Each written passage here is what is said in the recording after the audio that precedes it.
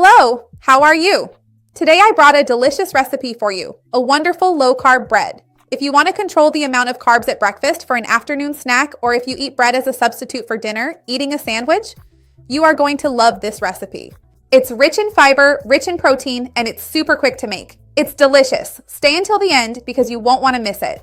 Before we start, I want to ask you if you would like to lose weight, and if so, how much do you want to lose? Write it for me down here in the comments. I'm asking you because this bread fits perfectly into a low-carb diet for weight loss or a diet to control blood sugar. So if you know someone who is also on this journey, go ahead and share the video. Don't forget to leave your like on the video. It's really important to me, okay?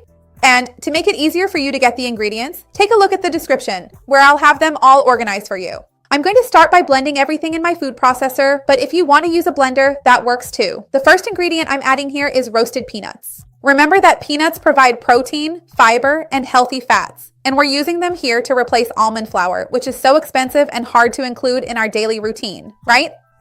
Remember, if you want to substitute with walnuts, almonds, or any other nut of your choice, that will work too. So in my mixer here, I'm going to add the peanuts, and along with the peanuts, I'm also going to add sunflower seeds, which are very rich in vitamin E, fiber, and healthy fats. Keep in mind that it has few net carbs, just like peanuts, right? They have a lot of fiber, but the net carbohydrate content is very low, so it works well in a low-carb bread.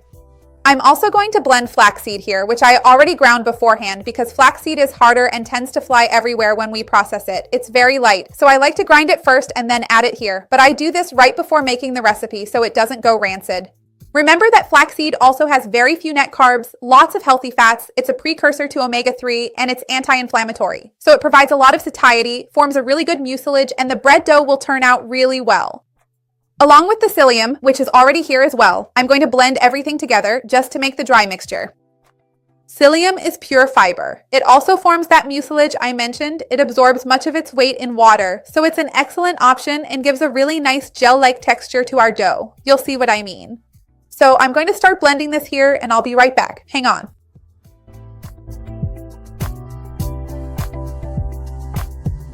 So look, I prepared this flour, right? From our nuts, seeds, and everything else. Let me scrape this out so nothing goes to waste because these days we really can't afford to waste anything. Everything is so expensive, isn't it? Has food gotten a lot more expensive in your city too, or not? Tell me how things are where you are.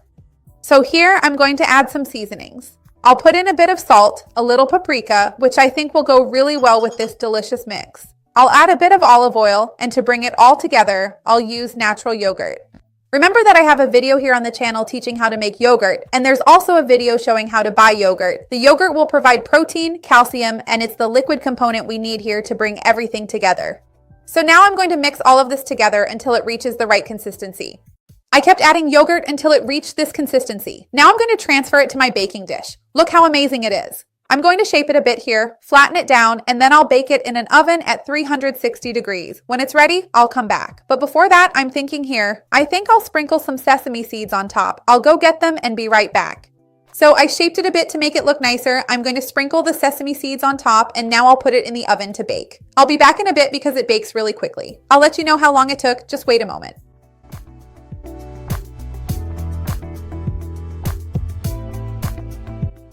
Look how wonderful. It took 20 minutes to be ready and I waited a few more minutes after for it to cool down so I can cut a few pieces for us to try. Make this at home. You're definitely going to love it. Look, I'll show you what it looks like inside. And I like to cut it into pieces like this so we can eat it with a spread, a pâté, or some mayonnaise. Tell me what you would eat it with. I'd love to see your comment. Look at this. It even looks like that Australian bread, you know? I'm going to cut a few more pieces here. I want to show you what the crumb looks like because the crust is crunchier, but the inside isn't. See? It's really soft. Look, try making it. You're going to love it for sure.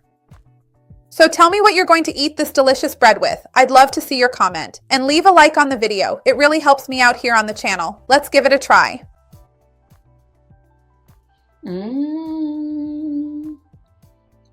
The taste of these seeds is amazing. Make it at home, you're going to love it, and the texture is just perfect, just like a truly wonderful bread. Psyllium is really great, isn't it? It gives that real breadcrumb texture. Try it. You're going to love it. See you next time. Bye.